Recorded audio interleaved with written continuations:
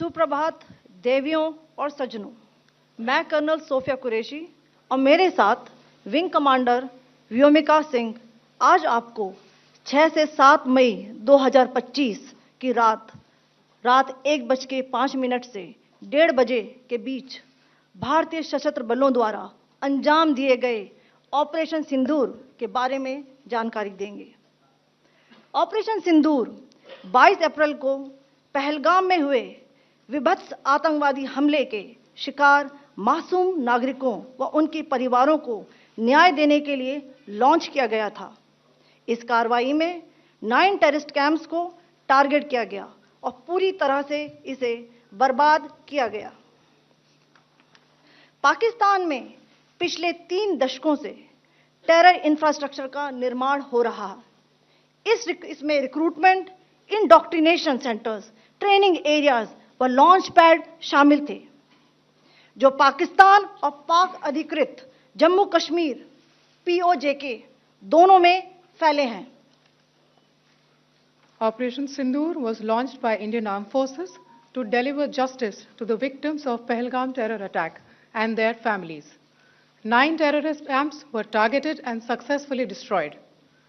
Over the last 3 decades, Pakistan has systematically built terror infrastructure.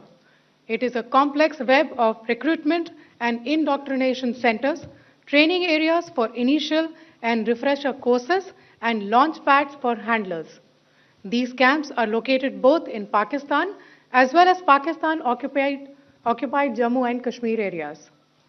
Some of the well-known training camps are located, as you can see on the screen. They are distributed from Savai Nala in the north, counting to approximately 21, ending at Bhagalpur to the south.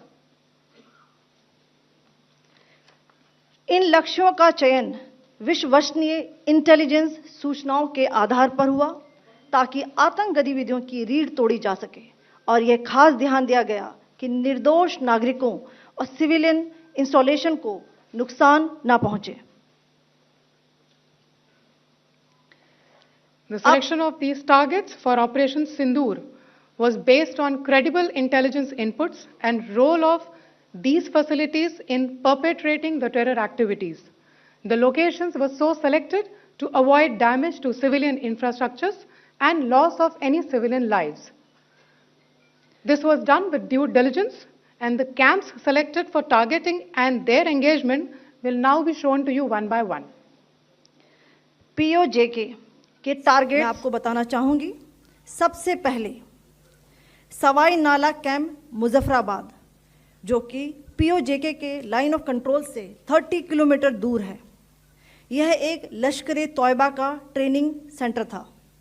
20 अक्टूबर 2024 सोनमर्ग, 24 अक्टूबर 24 गुलमर्ग, 22 अप्रैल 2025 पहलगाम, इन हमलों के आतंकियों ने यहीं से प्रशिक्षण लिया था। सैयदना Bilal camp Muzaffarabad, यह एक जैश ए मोहम्मद का स्टेजिंग एरिया है। यह हथियार, विस्फोटक और जंगल सर्वाइवल ट्रेनिंग का केंद्र भी था। गुलपुर कैंप कोटली, यह LOC से 30 किलोमीटर दूर था। लश्कर तौयबा का बेस था, जो रजौरी पुंछ में सक्रिय था। 20 अप्रैल 2023 को पुंछ में और 9 जून 2024 को तीर्थ यात्रियों के बस हमले में यहीं से आतंकी को ट्रेन किया गया था।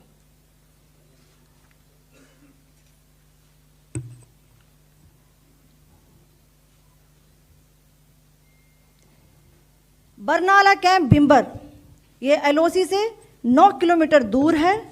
यहाँ पर हथियार, हैंडलिंग, IED व जंगल सर्वाइवल का प्रशिक्षण केंद्र था। अब्बास कैंप कोटली,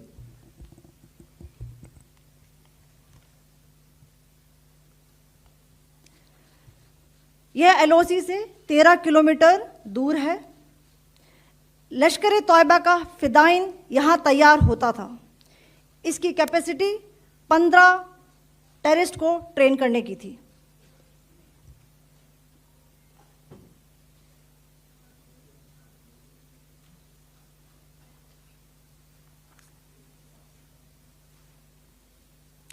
अब मैं पाकिस्तान के अंदर के टारगेट से अवगत कराना चाहूंगी।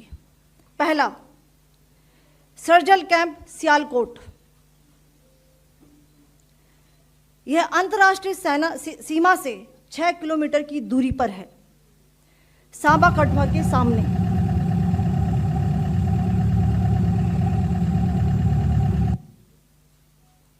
मार्च 2025 में जम्मू एंड कश्मीर पुलिस के 4 जवानों की जो हत्या की गई थी, उन आतंकवादियों को इसी जगह पर ट्रेन किया गया था।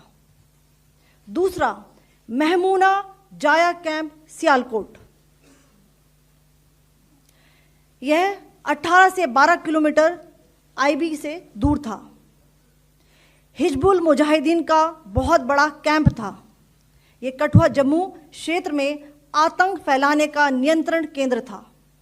पठानकोट एयरफोर्स बेस पर किया गया हमला भी इसी कैंप से प्लान और डायरेक्ट किया गया था। मरकज ताइबा मुरीद के, यह आईबी से 18 से 25 किलोमीटर दूरी पर है। 2008 के मुंबई हमले के आतंकी भी यहीं से प्रशिक्षित हुए थे। अजमल कसब व डेविड हेडली भी यहां ट्रेन हुए थे।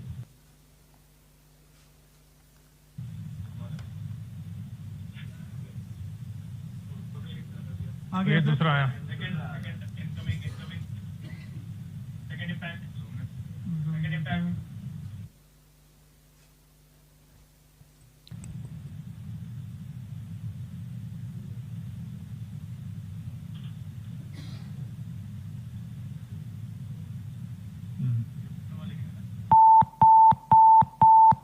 टारगेट 10 हुआ है सर अभी।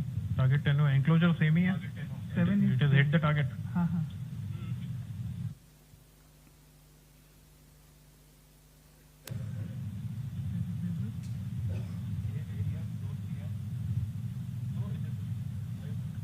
तीन आ गया सर इम्पैक्ट।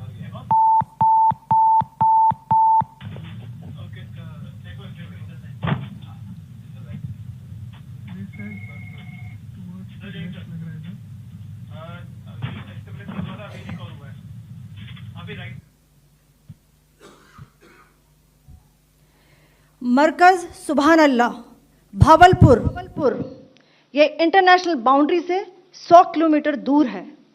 जैश ए मोहम्मद का मुख्यालय था। यहाँ पर रिक्रूटमेंट, ट्रेनिंग व इंडॉक्ट्रिनेशन का केंद्र भी था। शीर्ष आतंकी अक्सर यहाँ आते थे। मैं आप सबको बताना चाहती हूँ कि किसी भी सैन्य ठिकाने का निशाना नहीं बनाया गया और अभी तक किसी तरह की नागरिक क्षति की रिपोर्ट नहीं है। धन्यवाद। जय Hind. The strike on the terror camps were undertaken through precision capability, as shown to you. A niche technology weapons with careful selection of warheads was ensured so that there will be no collateral damage. The point of impact in each of the target was a specific building or a group of buildings. All the targets were neutralized with clinical efficiency, and the results reiterate the professionalism of the Indian Armed Forces in the planning and execution of their operations. No military establishments were targeted. India has demonstrated considerable restraint in its response. However, it must be said that the Indian Armed Forces are fully prepared to respond to Pakistani misadventures, if any, that will escalate this situation.